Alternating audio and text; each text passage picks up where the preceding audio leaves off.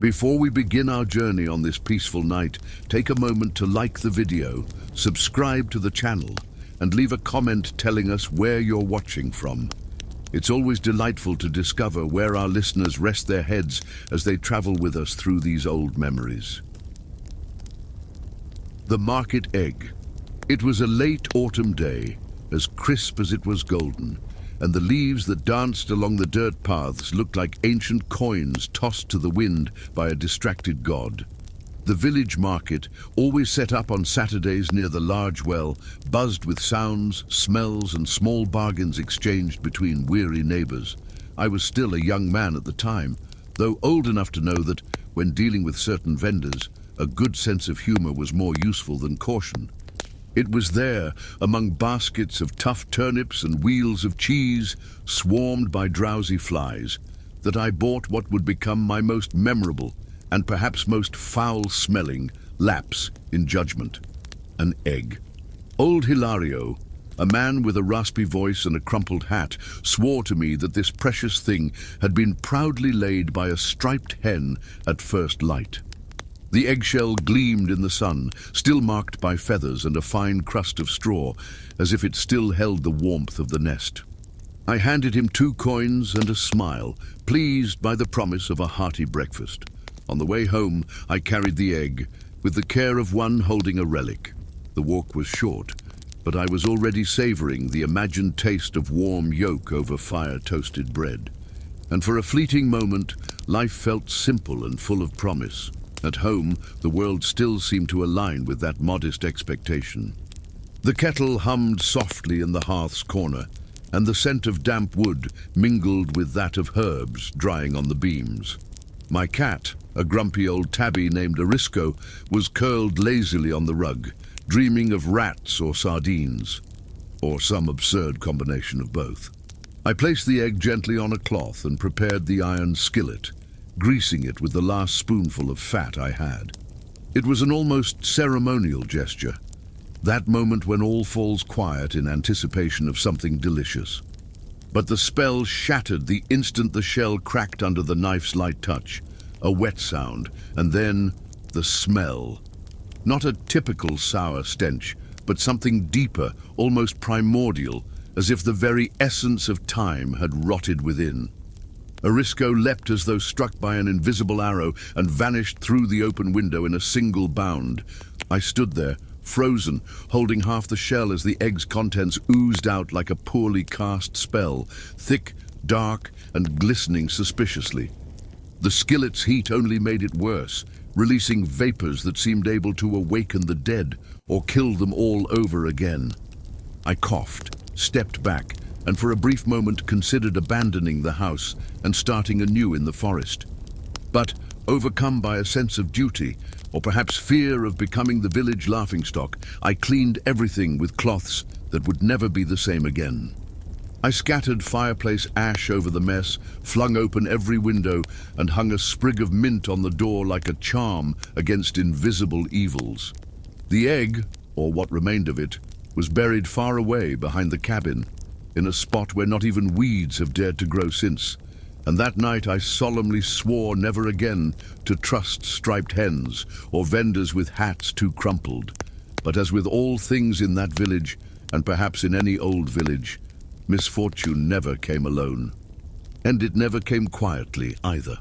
On Sunday, the baker appeared in the square, dramatically indignant, claiming the salted cod he'd bought for 5 coins released bits of rope once desalted. Soon after, Donna Immaculada recounted how the garlic syrup she bought was, in her words, merely water and peels. Within a week, tales of unfortunate purchases had become the village's favorite pastime. Each story more absurd than the last, each told with louder laughter, bolder exaggerations, and heated debates over who had been fooled the worst. On Monday, Jurandir the blacksmith swore the soap he'd bought was in fact a chunk of sun-dried cheese. On Tuesday, young Marcos, ever-spirited, showed everyone a coin he'd received as change, which he claimed was just a polished coat button. The village had stumbled into a new kind of entertainment, the worst purchase at the market championship. Children made bets and cheered, Adults prepared arguments, and even the priest, a stern, soft-spoken man, eventually admitted he once bought candles that smelled like onions. Of course, amid that festival of foul memories, my egg became a kind of legend. It even earned a nickname, the Doomsday Egg. It was spoken of with comic reverence, like an earthquake or a disastrous wedding. Some claimed the smell still hovered over my chimney, visible on foggy nights. Others swore Arisco never returned, and now lived in the mountains as an offended spirit. Whenever the story was mentioned, I simply smiled and shook my head. For of all life's lessons, learning to laugh at oneself might be the most nourishing. Over time, the very structure of the market began to change, not by regulation, but by fear of ridicule. Vendors, once so confident in their questionable goods, began presenting them with more care. Fruits were wiped with linen cloths, cheeses were topped with bay leaves, not so much for aroma, but to suggest dignity. And Hilario, the man behind the cursed egg, began announcing his goods with more modest phrases like, "probably fresh," or "laid this week, I think." Strangely, this made him more trustworthy. Honesty, even wobbly, stirred sympathy. Sometimes I'd walk over to his stall just to watch how he handled the eggs, now with near religious caution. One morning, he recognized me, lifted a fresh egg and said with a wink, "This one, my friend, was laid by a hen with a pure soul and recent intestines." I laughed heartily, a kind of laugh I hadn't had in ages. And in that moment, I understood. In places where rigor was a luxury and oversight a myth, humor was our shield. We laughed because it hurt less. We laughed because it was all we had left. And somehow, that made us stronger.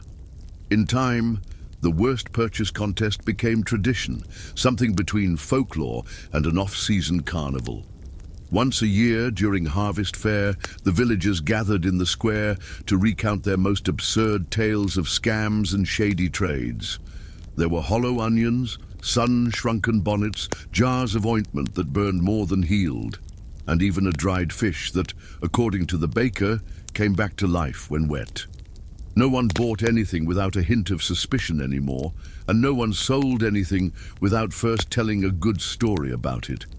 In that village, people had learned to live with uncertainty the way one lives with rain, sometimes annoying, sometimes refreshing. And what moved me most was how laughter softened the hurt. I never again trusted gleaming eggs, but I never took life so seriously again that I couldn't laugh at a smelly disaster. In its own way, that egg taught me more about lightness and coexistence than any Sunday sermon ever could. And even now, when I catch a strange scent from the kitchen, I smile faintly, part wary, part nostalgic, and wonder, could this one be the runner-up? On my last visit to the village, already an old man, I noticed that old Hilario had passed his stall down to his grandson, a slender lad with bright eyes and a shy smile. There were still eggs for sale, neatly arranged in baskets lined with fresh straw. When he saw me approach, he adjusted his hat and recognized me, not by name, but by story. "You're the one from the Doomsday Egg, aren't you?" he said, almost reverently. I nodded with a smile, and he handed me an egg bearing the fair's seal, a small blue ribbon fixed with wax, bearing in misspelled Latin, "Probabilita recens," probably fresh. Of course I accepted the gift, not for the egg itself, but for the memory it carried. I took it with me like a talisman against the weight of the days. That night, back at the inn, I didn't break it or cook it. I placed it on the table, beside the candle, and there it stayed, in silence, lit by the flickering flame, a solid reminder of what we are capable of transforming. For in that village of laughter and unjust trades, I had learned that not every mistake must end in bitterness, and that sometimes the strongest scent is the memory that lingers. Good or bad, every purchase teaches us something. The fairground bath. Back then, when the chapel bells still marked the hours of sunlight and whispers carried more weight than any official proclamation, There was a village where anything called new was always met with a touch of suspicion. I was young, and I used to help at my Aunt Gertrude's vegetable stall, right near the fair's entrance. It was there, between bunches of turnips and baskets of radishes, that I first saw the merchant, a thin man with a forked beard and eyes that gleamed with the conviction of someone who believes wholeheartedly in what they're selling. He pulled a modest cart covered with waxed cloth, and atop it, with great care, rested what he loudly proclaimed as the future of rural cleanliness. With a dramatic gesture, he pulled off the cloth to reveal a wooden barrel, polished to a shine, gently steaming under the midday sun. Around it, the first curious onlookers gathered, sniffing with doubt the sweet vapor that rose. The man, who introduced himself as Master Luciano of the Aromas, lifted a tin ladle and slowly dipped it into the warm liquid with ceremonial grace. "Ladies and gentlemen," he declared solemnly, "you shall never again have to wait for rain to be purified." At that, an elderly woman to my left muttered something between a stifled laugh and a whispered prayer. The barrel, it seemed, offered a collective bath. For a single copper coin, anyone could, for a few minutes, commune with warm water, as he put it. Naturally, the first to approach were the youngest, bashful lads nudging each other, laughing louder than they should, trying to cover up their own nerves. One of them, Tomasino, known for smelling of damp hay and cheap wine, was the first to dip a foot into the barrel. Everyone held their breath, whether from suspense or from the rising stench, I'll never know for sure. Master Luciano followed every move with a theatrical gaze, wafting incense from a wooden stick and murmuring words that sounded half Latin, half invented. Tomasino emerged, minutes later, his hair plastered to his forehead, his skin gleaming, and wearing a bewildered expression, like someone unsure if they felt clean or closer to death. News spread like flour in the wind. Within the hour, a line snaked between stalls of dried fish and dyed fabrics, and many began to debate, with grave faces, whether this was a blessing or pure madness. The local priest, Friar Ambrosio, arrived with his billowing robe, furrowed brow, and Bible clutched tight to his chest. To purify oneself in another's water, he declared, is the practice of Romans, and we all know where that led. But before he could formally condemn the barrel, Donna Zila, the village midwife, nearly 90, pushed through the crowd, hiked her skirt to her knees, and climbed in without hesitation.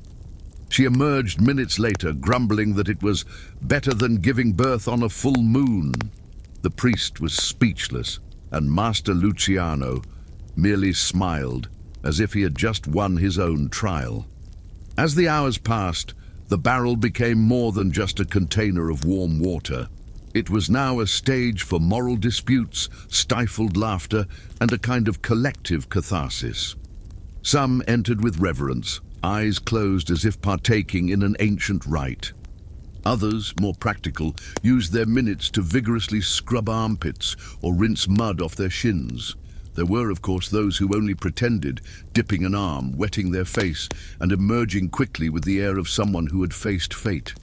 Then there were the bold ones who lingered inside, twirling about as if the barrel were a small miracle of heat and soapy foam. I watched it all from my stall, feeling a mix of fascination and revulsion. The water, once a pleasant amber hue, grew ever murkier, and Master Luciano, with near magical flair, simply added handfuls of dried herbs and hot stones, swearing that it renewed the liquid's virtues. Someone suggested he was using blessed roots from the east. Another swore they saw the merchant spit into the barrel when no one was looking, but the line never dwindled. On the contrary, as the afternoon wore on, older farmers arrived, vain young ladies, even the blacksmith's wife, known for her fondness for anything smelling of lavender and status. It was at that point the real debates began. On one side stood those who saw the bath as a rare blessing, a gift in times of dust and hardship. On the other, those who viewed the barrel as a tool of moral decay, a gateway to vanity and, worse, promiscuity. Lady Adelaide, for instance, kept saying that where there's steam, there's temptation, and that nothing good could come from so many bodies sharing the same broth. Old Romulo, who hadn't bathed since the last eclipse, claimed just the smell made him reconsider his faith in humanity. And still, there was a third group, those who didn't believe but refused to be left out. If everyone's going, so am I, they'd say. And so the barrel kept boiling, receiving body after body, doubt after doubt. The next morning, however, reality began to weigh in. The water, now more soup than bath, started to emit a bitter-sweet odor that was hard to describe, something between overcooked turnips and a damp coat forgotten in the barn. Even so, Master Luciano remained unfazed, blowing herbs over the steam, singing questionable-sounding chants, and offering perfumed handkerchiefs for those seeking a full experience. Some, clearly disturbed, asked that the barrel be emptied. "The miracle lies in its continuity," he replied with a smile. "It is the sum of the washed souls that gives the water its strength." That phrase echoed through the fair for days, chalked onto the stable walls, repeated mockingly by the boys and reverently by the more devout. In time, the barrel became more than an event. It became a mirror for the village's vanities, beliefs, and fears. Some claimed the bath healed corns, others that it brought prophetic dreams. One woman swore it firmed her skin. A boy said he saw his dead grandmother's face appear in the steam. To me, it was all just theatre, but an irresistible kind. I watched the faces that emerged from the barrel, their expressions shifting between ecstasy, regret, and relief, as if each one carried into the water a small sin, or at least a hidden longing.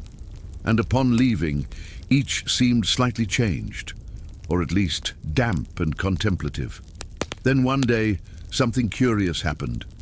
A goat, having escaped from a cheese stall, dashed through the fair and before anyone could stop it, leapt into the barrel with a splash and a great sneeze of hot water. The silence that followed was so complete, you could hear the clinking of chains at the distant forge. Master Luciano, soaked from head to toe, stared at the goat for several long seconds, and then, with a theatrical gesture, proclaimed, "Even the beasts feel the call to purification." The crowd burst into laughter. Even Friar Ambrosio, observing from afar with arms crossed, let out a chuckle. And so, despite the absurdity, the barrel carried on. It got a lid. It gained set hours. And Master Luciano, of course, began charging a bit more for shared experiences with blessed animals. The weeks dragged on, and with them, the barrel became part of the fair's landscape, like the chapel bell or the creak of the bread cart. Children played miracle bath using empty buckets and dry leaves, while adults recounted their experiences as one recalls a strange dream. Some said they regretted it, others said they'd do it again, but the truth is, the effervescent magic of that novelty slowly lost its glow. The water was no longer changed as frequently, perhaps out of frugality, perhaps out of stubbornness. The steam was thinning. And the smell, oh, the smell grew new layers with each passing day, like cheese aged out of time. That's when a new superstition began to circulate. Someone spread the idea that whoever bathed on the 15th immersion of the same water would be granted luck in love. Within a day, everyone wanted to know who the 14th had been. Calculations were made, lists scribbled, accusations exchanged. When they finally found out, it was Mirio the cobbler who could barely count. The whole village looked at him with awe and anticipation. Mirio, uncomfortable with the sudden fame, tried to deny the title, but later that week became engaged to the miller's daughter, and that was that. Luck in love or not, for many, that was proof enough that the barrel held more than just water and collective sweat. From that day on, the barrel was promoted from eccentricity to near sacred relic. Master Luciano, sensing the shifting winds, began using even more solemn language, calling the bath a communal spiritual immersion and covering the barrel between sessions with cloths embroidered with strange symbols. He also began using a small silver bell, which he rang before each dip as though officiating a liturgy. At some point, he started writing the bathers' names on a parchment hung beside the cart. "History will be kind to those who purified themselves," he said. It caused such a frenzy that even the skeptics began to doubt their own doubts. But like all things born of excess, the barrel began to collapse under its own weight. By the next fair, there was a line with posted rules, a schedule for silent baths, and another for gratitude immersions. Someone proposed separating bathing days for men and women, but no one wanted to give up the best day. Arguments ensued. One person threw salt into the barrel to expel bad energies, and was shouted down by another who claimed salt neutralized the blessing. Then came the imitations. Small barrels appeared in alleyways and hidden courtyards, charging half the price and using water boiled with garlic or rose petals. The original, of course, still drew the faithful. But something had changed. I sometimes remember that barrel with more tenderness than shame. Because deep down, it revealed something essential. That even the most absurd promise can spark hope, provoke laughter, unite people who once merely brushed shoulders on the way to Mass. It was more than a bath. It was permission for the absurd, a pause in the harshness of rural life. And how delightful it was to laugh together, to doubt together, to believe, if only for a moment, that something as simple as warm water could truly transform the world around us. Today, when I walk through the old fairground square, now without stalls, without shouting vendors or incense blowing in the breeze, I can almost hear the chime of that little silver bell and catch in the air a faint scent of mint mixed with roasted smoke. The barrel is gone, Master Luciano too, but the story remains. Kept within me like a foolish and precious relic, ready to be shared with anyone willing to listen before sleep. Because some nights, even without a bath, memory washes us from the inside, and that perhaps is the true miracle. By the end of that summer, the barrel seemed tired, just like the rest of us. The wood had swollen, the metal rings rusted in silence, and the steam no longer rose with its former fervor. Master Luciano had become something of a myth, at times revered, at others whispered about.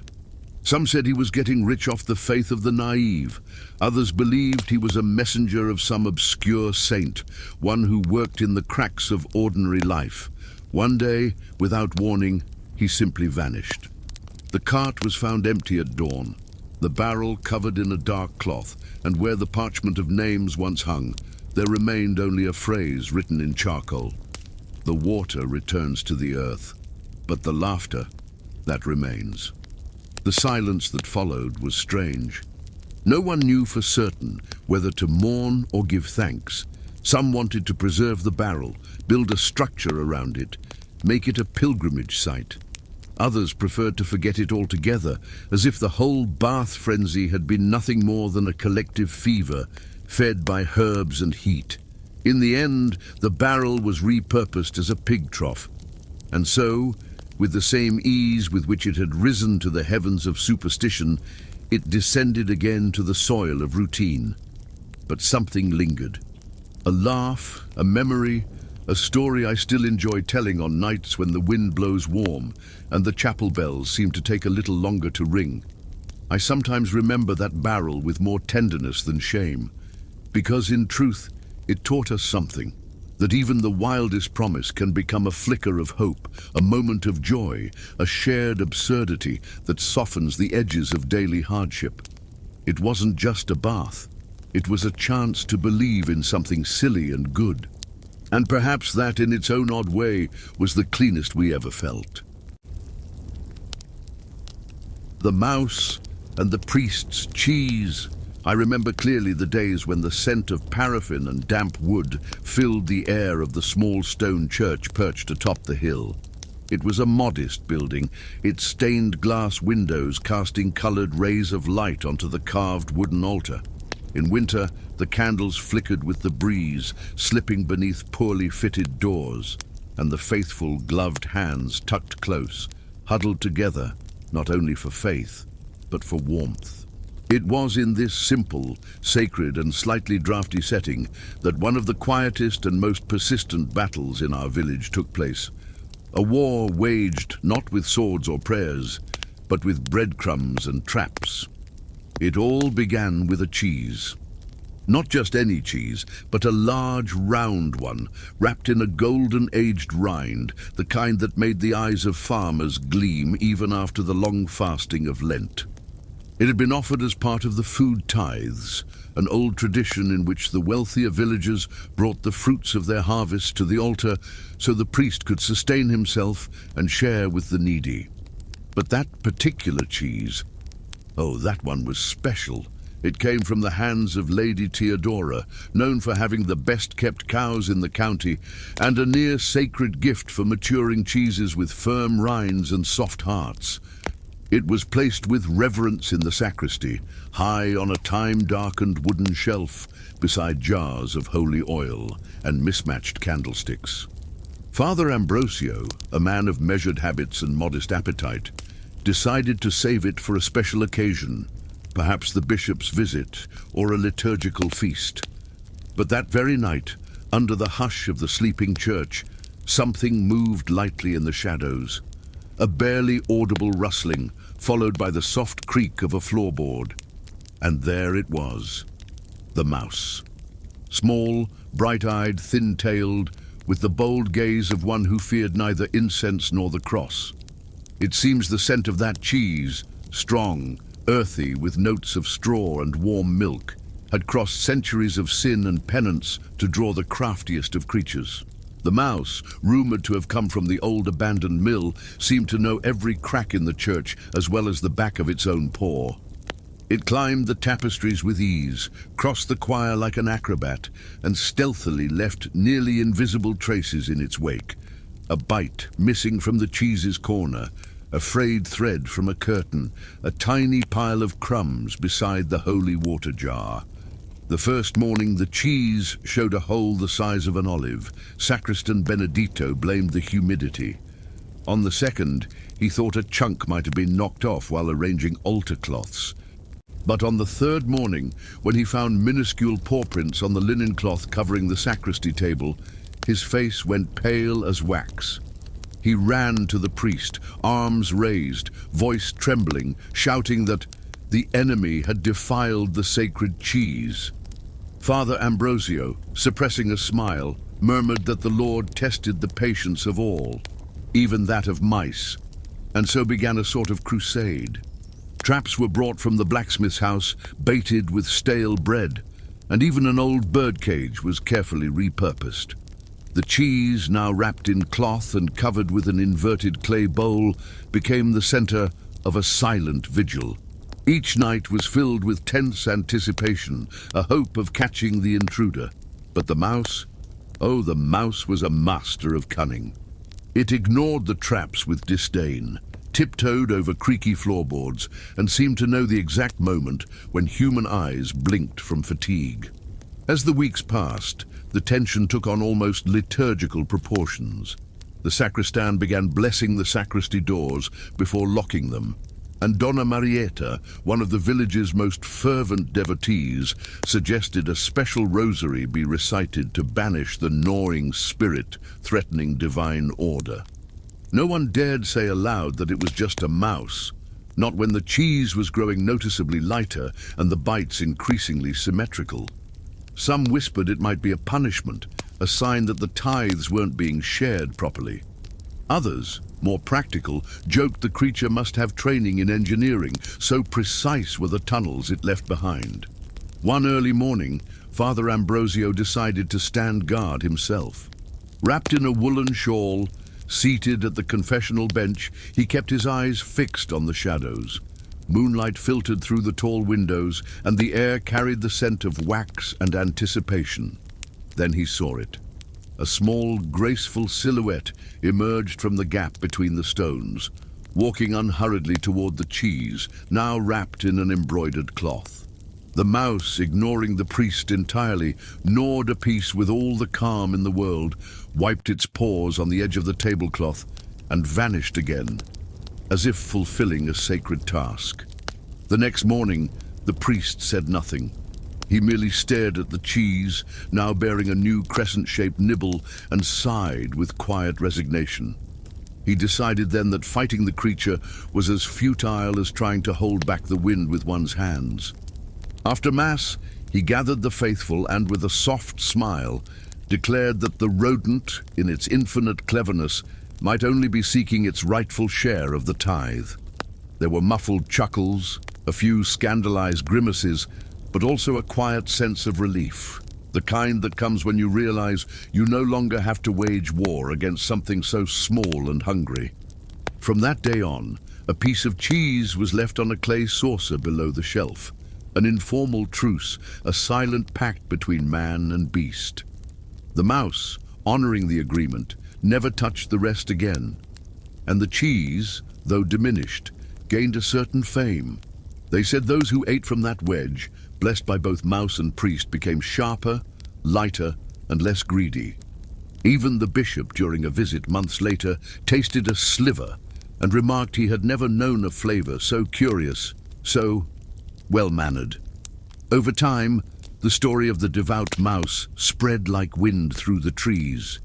It made its way into fairground chatter, fireside tales, and even the improvised songs of village children.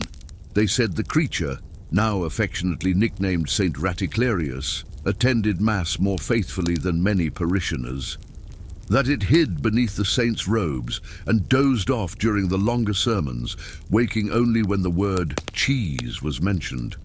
No one knew exactly where it lived, but everyone swore they had seen its tail vanish behind the curtains or its little ears peeking out from behind the altar. One day, a mischievous child, Paulinho, the cooper's son, decided to follow the mouse and uncover its hideout. Armed with a chunk of stale bread and a candle stub, he crept through the empty church on a rainy afternoon.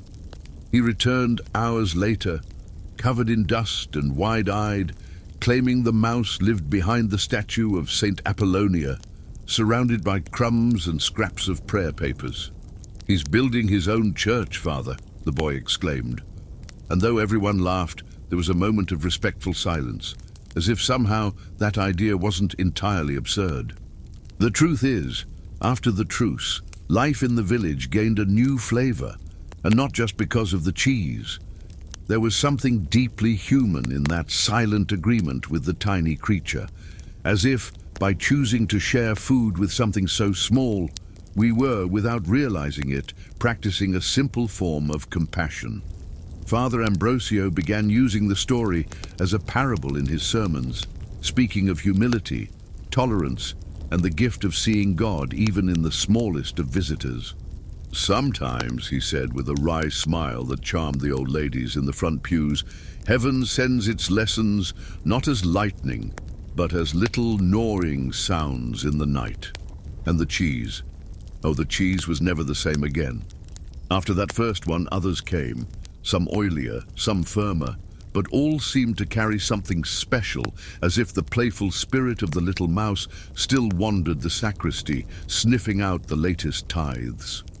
Even today, when the wind blows from the east and carries the scent of wildflowers mixed with church incense, some swear they can hear the creak of a floorboard inside, and they say that if you look closely, just at the base of St. Apollonia's statue, there's still a small clay saucer with a thin wedge of cheese, left there not out of superstition but out of respect.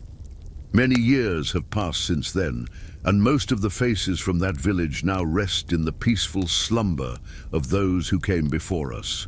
The little church still stands, its walls covered in moss, its bells ringing with a certain charming rasp. The altar has been restored, the tapestries replaced, but the sacristy remains almost untouched.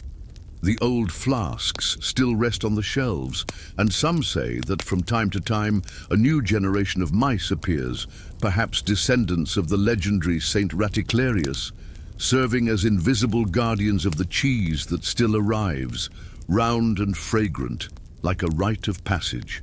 As for me, now bent by many winters and cradled by longing, I never pass through there without leaving a small crust of bread or a piece of rind on that aged wood. Not out of fear or habit, but out of tenderness. Because in each of those small gestures lives a memory of a time when battles were fought with quiet chuckles, when the sacred and the silly coexisted under the same roof. And when I close my eyes at night, carried off by the scent of hay and the songs of owls, I like to imagine that somewhere in a forgotten crack, a little mouse still smiles, content with its humble share of peace.